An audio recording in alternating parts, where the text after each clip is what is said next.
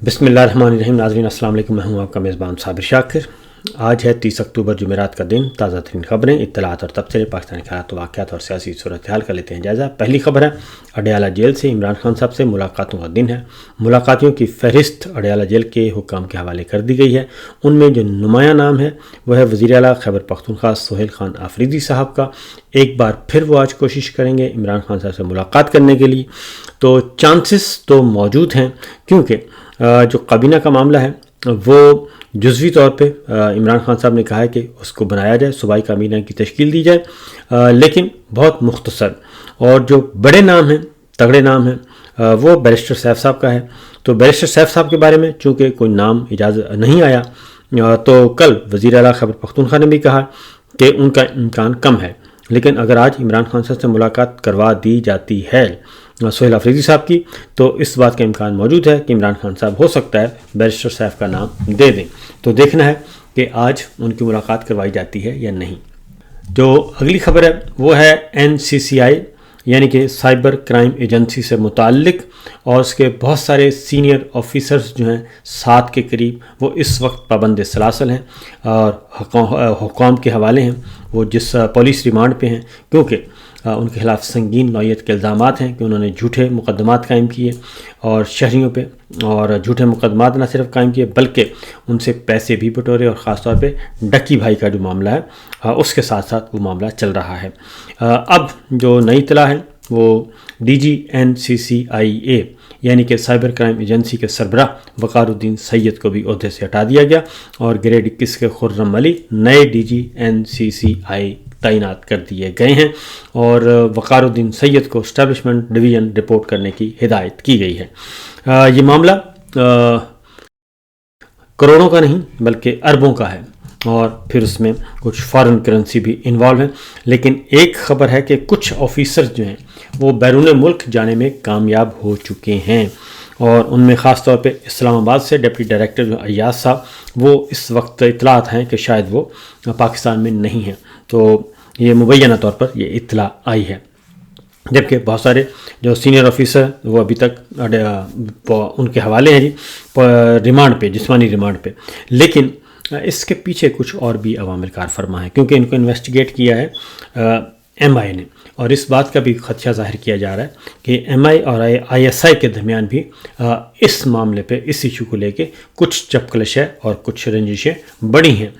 तो देखिए आगे आगे होता है क्या, क्योंकि ये घर का मामला है उनका, तो घर वाले जाने और वो जाने, क्योंकि इससे पाकिस्तान के आवाम को तो शायद कोई फ़ायदा नहीं पहुंचने वाला। उसकी वजह यह है कि अगर वाक़तन फ्री एंड फेयर और गुड गवर्नेंस का मामला होता तो फिर तो ये इलेक्शन चोरी का निज़ाम ही ना होता, और इसलिए ये मामला कुछ और लग रहा है। तो अगली खबर है जनाब, रावलपिंडी इंसदाद दहशतगर्दी खुसूसी अदालत ने 26 नवंबर मुकदमे में अदम पेशी वरना गिरफ्तारी, शनाख्ती कार्ड और पासपोर्ट ब्लॉक करने के अहकामात का मामले में अलीमा खान साहिबा का पासपोर्ट और शनाख्ती कार्ड ब्लॉक कर दिया है। और पासपोर्ट और नादरा हुक्काम ने अलीमा खान का पासपोर्ट और नादरा आईडी कार्ड ब्लॉक करने की रिपोर्ट ATC में जमा करवा दी है। गुज़श्ता समात पर जज अमजद शाह साहब ने हुक्म दिया था, तो नादरा ने इम्प्लीमेंटेशन रिपोर्ट जमा करवा दी है कि जनाब पासपोर्ट भी हमने कर लिया है ब्लॉक, और शनाख्ती कार्ड भी ब्लॉक कर दिया है। अगली जो खबर है जनाब वो है सुप्रीम कोर्ट ऑफ पाकिस्तान से। इस बात का इम्कान मौजूद है, रिपोर्ट आई है, अदील सरफराज साहब हैं, होनहार रिपोर्टर हैं, उन्होंने ये रिपोर्ट दी है कि याहिया अफरीदी साहब को इस्तीफ़ा आज पेश कर दिया जाएगा registrar supreme court Salim Khan साहब की तरफ से। तो क्योंकि मामलात कुछ दरून खाना कोई अच्छे नहीं चल रहे, 45 दिन की रुख्सत के बाद वो वापस आए सलीम खान साहब, और याहिया खान अफरीदी साहब भी इनको लेकर आए थे जब 1 साल पहले उनको अपॉइंट किया गया था बतौर चीफ जस्टिस। तो लेकिन 1 साल के बाद ही चीफ जो सुप रजिस्ट्रार हैं वो वापस जाना चाहते हैं और सुप्रीम कोर्ट में नहीं रहना चाहते। इसके साथ साथ पंजाब की सूरत हाल में आपको बता दूं कि मरीम साहबा जो हैं वो किस तरीके से सूबा चला रही हैं, और इस वक्त کل ایک رپورٹ شائع ہوئی پنجاب میں صحافیوں کی صورتحال اور صحافت کی صورتحال کے حوالے سے ایک چارج شیٹ مریم صاحبہ پہ عائد کی گئی ہے، اور فریڈم نیٹ ورک نے یہ رپورٹ جاری کی ہے کہ شمالی اور وسطی پنجاب میں صحافیوں کو درپیش ہراسانی اور پیکا ایکٹ کے تحت درجنوں مقدمات سے متعلق ہولناک انکشافات کیے گئے ہیں۔ اور ڈان کی یہ رپورٹ ہے کہ شمالی پنجاب میں سال 2025 کے دوران پیکا کے تحت صحافیوں کے خلاف 31 مقدمات درج ہوئے، جبکہ دیگر قوانین کے تحت 8 بوگس FIRs کا اندراج اس کے علاوہ ہے، اور وسطی پنجاب میں صحافیوں کے خلاف پیکا کے تحت 32 مقدمات درج ہوئے۔ صرف شمالی اور وسطی پنجاب میں صحافیوں کے خلاف کل 71 کیسز کا اندراج ہوا، 63 کیسز پیکا کے تحت، جبکہ 8 دیگر قوانین کے تحت درج ہوئے۔ یہ صورتحال ہے اس وقت معاملات کی کہ پنجاب میں اس نوعیت کے اقدامات کیے جا رہے ہیں، اور نہ صرف یہ بلکہ سندھ میں بھی یہی صورتحال ہے، اور سندھ میں تو صحافیوں کو قتل کیا گیا بڑی تعداد میں۔ تو ملک بھر میں بھی مجموعی طور پر، اور پاکستان کا جو نمبر ہے صحافیوں کے قتل کے اعتبار سے یہ مزید تنزلی کا شکار ہے، اور ٹاپ کنٹریز میں جو آ رہا ہے سب سے زیادہ جہاں پہ صحافیوں کی ہلاکتیں ہوئی ہیں اس میں پاکستان نمبر پہلے ٹاپ 3 میں یہ شامل ہے جی۔ اس کے بعد اگلی خبر ہے کہ جسٹس جہانگیری صاحب کا جو کیس ہے، اسلام آباد ہائی کورٹ کے جسٹس جہانگیری صاحب کا کیس، طارق محمود جعلی ڈگری کے حوالے سے مبینہ طور پر ان پہ لگایا گیا تھا الزام، اور وہ ابھی تک ڈٹے ہوئے ہیں کیونکہ ان کو کہا جا رہا ہے کہ جو ہم کہیں وہ کرنا شروع کر دیں، تو یہ جو پروپیگنڈا ہم کروا رہے ہیں یا کر رہے ہیں اس کو ہم ختم کر دیں گے۔ لیکن طارق محمود جہانگیری صاحب کو یہ بھی کہا گیا تھا کہ آپ استعفیٰ دے دیں، وہ نہ استعفیٰ دے رہے ہیں، اور بلکہ وہ ان دلیر ججز میں شامل ہیں، ان 5 دلیر ججز میں جنہوں نے خطوط لکھے تھے، اور سپریم کورٹ آف پاکستان کو متعدد خطوط لکھے، لیکن ابھی تک کسی ایک کا بھی مسئلہ حل نہیں ہو سکا، تو اس لیے ان کو ہراساں کیا جاتا ہے، ان کو سب کچھ کیا جا رہا ہے۔ تو justice Tariq Mahmood Jahangiri degree case کا معاملہ تھا، اور کل وہ اسلام آباد ہائی کورٹ کے جسٹس خادم حسین سومرو اور chief justice imported Sarfraz Dogar صاحب کی عدالت میں لگا، تو جناب جسٹس خادم حسین سومرو نے بینچ میں بیٹھنے سے انکار کر دیا، اور اس طریقے سے بینچ ٹوٹ گیا اور یہ معاملہ آگے نہ بڑھ سکا۔ اگلی جو صورتحال ہے جی سندھ کے حوالے سے بھی آپ کو بتا دیں کہ سندھ میں بھی اس وقت حالات کوئی اچھے نہیں ہیں، پنجاب میں تو ہیں ہی نہیں، اور پنجاب کی بھی صورتحال مخدوش ہے، کہنے کو جو بھی یہ کہتے رہیں، لیکن سندھ کی صورتحال یہ ہے کہ جو سندھ میں ایڈز کی صورتحال تشویشناک حد تک بڑھ چکی ہے، اور متاثرہ بچوں کی تعداد 4000 تک پہنچ گئی ہے، اور میرا خیال ہے کہ اس کا تو ازالہ کرنا چاہیے اور اس کی صورتحال کو دیکھنا چاہیے کہ جو وجوہات ہیں وہ وجوہات کیا ہیں۔ اگر تو وجوہات معاشرے کا خلفشار ہے تو پھر تو اس کو ایڈریس کرنا چاہیے، اور ادروائز کوئی ایشو ہے تو اس کو بھی دیکھنا چاہیے، کیونکہ خطرناک موذی مرض ہے اور یہ پھیلتی بھی ہے، اور مریضوں کے ایک مریض سے دوسرے مریض کی طرف پھیلتی ہے۔ اگلی خبر ہے جناب محمود خان اچکزئی صاحب اور سینیٹر راجہ عباس صاحب دونوں کو لیڈر آف اپوزیشن نامینیٹ کیا ہے۔ عمران خان صاحب نے، پاکستان تحریک انصاف نے، اور اپوزیشن جماعتوں نے۔ قومی اسمبلی میں محمود خان اچکزئی صاحب ہیں، اور سینٹ میں ہیں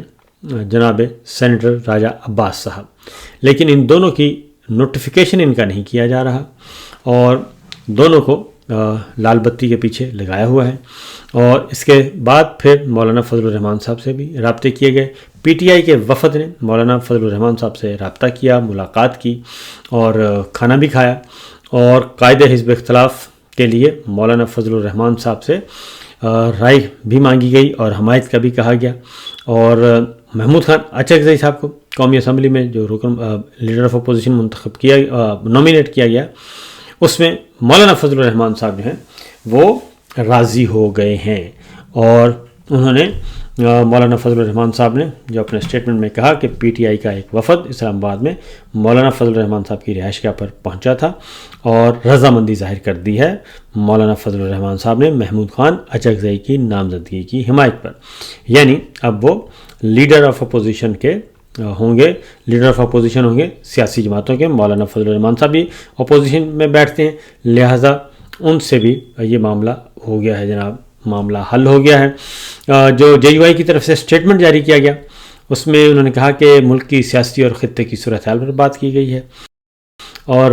قومی جرگے کے انعقاد کی تجویز تھی پی ٹی آئی کی جانب سے، تو مولانا فضل الرحمان صاحب سے مشاورت کی گئی ہے اور مولانا نے قومی جرگے کی تجویز کا بھی خیر مقدم کیا ہے اور پارلیمنٹ میں اپوزیشن کو متحد کرنے کے لیے بھی کردار ادا کرنے کی اپیل کی مولانا سے. اور محمود خان اچکزئی کے بطور اپوزیشن لیڈر نامزدگی پر اتفاق ہو گیا ہے اور سینٹ کی خالی نشست پر جے یو آئی سے تعاون مانگا گیا ہے اور وہاں پہ شبلی فراز صاحب کی سیٹ خالی ہوئی ہے تو وہاں پہ الیکشن ہونا ہے. تو جے یو آئی کی طرف سے مولانا صلاح الدین ایوبی، جلال الدین ایڈوکیٹ، مولانا اسجد محمود شامل تھے. تو یہ خبر اور اس خبر کے بعد پھر آپ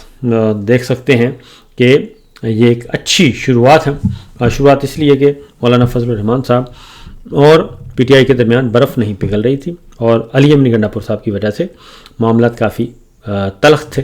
اور اب لگتا یہی ہے کہ معاملہ جو ہے وہ بہتری کی طرف جا سکتا ہے کیونکہ یہ مولانا فضل الرحمان صاحب کی اپنی جماعت کا ٹویٹ ہے جو کہ بیان ہے جو کہ ٹویٹ کیا گیا ہے، پوسٹ کیا گیا مولانا فضل الرحمان صاحب کے ٹویٹ اکاؤنٹ سے. تو دوسری جانب اسپیکر صاحب کیا کر رہے ہیں؟ اسپیکر صاحب محمود خان اچکزئی صاحب کے بارے میں ان کی تقاریر نکلوا رہے ہیں. اب اصل مسئلہ کیا ہے؟ اصل مسئلہ سمپل سی بات ہے جی، وہ یہ ہے کہ صورتحال محمود خان اچکزئی صاحب 2-3 دفعہ انکشاف کر چکے ہیں، بات کر چکے ہیں اور رئیس ثانی صاحب اس کی تصدیق کر چکے ہیں کہ ایاز صادق صاحب نے الیکشن سے پہلے رابطہ کیا محمود خان اچکزئی صاحب سے اور بلوچستان کی دیگر جماعتوں کے ساتھ اور انہیں کہا گیا کہ آپ ہمارے ساتھ شریک ہو جائیں، ہمارے اتحادی بن جائیں کیونکہ ہماری بات ہو گئی ہے اور اگلی حکومت ہماری ہی ہے اور یہ الیکشن سے پہلے کی بات ہے. تو اچکزئی صاحب نے اس بات کو ڈسکلوز کر دیا اور انہوں نے کہا کہ یہ الیکشن پہلے سے فکس تھا اور نہ صرف فکس تھا بلکہ یہ نون لیگ کو دینا تھا اور یہ طے شدہ پالیسی تھی کیونکہ ایاز صادق صاحب جو ہیں وہ مسلسل یہ بات کہتے آ رہے ہیں اور انہوں نے ہمیں سب کو یہ بات کہی ہے. تو اس لیے اس کا جواب ابھی تک ایاز صادق صاحب نے دیا اور پھر ویسے بھی ایاز صادق صاحب پہ بھی وہ زیادہ تنقید بھی کرتے ہیں اور کھلے عام کرتے ہیں، کھلے بندوں کرتے ہیں. تو لیکن ابھی تک چیزیں جو ہیں وہ معاملات بکھرے ہوئے ہیں. اگلی خبر جناب ایک اور ہے اور وہ ہے سیکورٹی فورسز کی کرم میں کارروائی. 7 دہشت گرد ہلاک ہو گئے ہیں اور ساتھ ہی ہمارے نوجوان فوجی جوان اور افسر شہید ہو گئے ہیں. میں پھر کہوں گا کہ یہ ایک بہت بڑا یہ شہادتیں ہیں. 6 جوان اور ایک کیپٹن نعمان سلیم شہید ہوئے ہیں. سیکورٹی فورسز نے ضلع کرم میں کارروائی کی تھی اور اس میں 7 دہشت گرد مارے گئے لیکن جانی نقصان پاک فوج کا بھی، ہمارے جوانوں اور افسروں کا بھی بہت ہوا ہے اور اسی لیے ہم یہ کہتے ہیں کہ یہ نقصان کی شرح بہت زیادہ ہے اور یہ نہیں ہونی چاہیے اور انٹرنیشنل سٹینڈرڈ جو ہے اس سے ہم کہیں آگے نکل چکے ہیں. ہمارے ہر روز جوان افسر شہید ہو رہے ہیں اور جب تک بات چیت چلتی رہی افغانستان کے ساتھ اس وقت تک کوئی واقعہ پیش نہیں آیا اور جیسے ہی کل مذاکرات ختم ہوئے اور کہا گیا کہ جی ڈیڈ لاک ہے تو اس کے فوراً بعد واقعات بھی ہونا شروع ہو گئے. تو یہ ایک طرح سے ناکامی بھی ہے کیونکہ ناکامی ہی ہے. مٹھی بھر چیف صاحب نے کہا تھا کہ مٹھی بھر لوگ ہیں، چند 100 لوگ ہیں، تو وہ چند 100 لوگ ہیں تو پھر ان کو ابھی تک سزا کیوں نہیں سنائی گئی اور وہ کیوں نہیں پکڑے گئے اور وہ کیوں نہیں ان کو کیفے کردار تک پہنچایا گیا. یہ کمزوریاں ہیں انفیکٹ ہماری اور ہم اب تھک چکے ہیں. واقعتاً ہماری مائیں بہنیں بیٹیاں وہ تھک چکی ہیں کہ دہشت گردوں کی ساتھ مقابلہ کے نتیجے میں جو ہمارے جوان اور افسر اور بڑی تعداد میں شہید ہو رہے ہیں. اصل الارمنگ سچویشن یہ ہے کہ یہ نارمل ریشو نہیں ہے. تو اس پہ غور کرنا چاہیے جنرل عاصم منیر صاحب کو کہ ان کی پالیسی کیا یہ درست ہے، اور اگر درست نہیں ہے تو اس کو درست کرنا چاہیے، یا پھر یہ جو ہلاکتیں ہو رہی ہیں ان ہلاکتوں کے پیچھے پھر کوئی اور وجہ ہو سکتی ہے، اس کے بارے میں بتانا چاہیے. لیکن فی الوقت اتنا ہی، اجازت دیجیے. اللہ حافظ.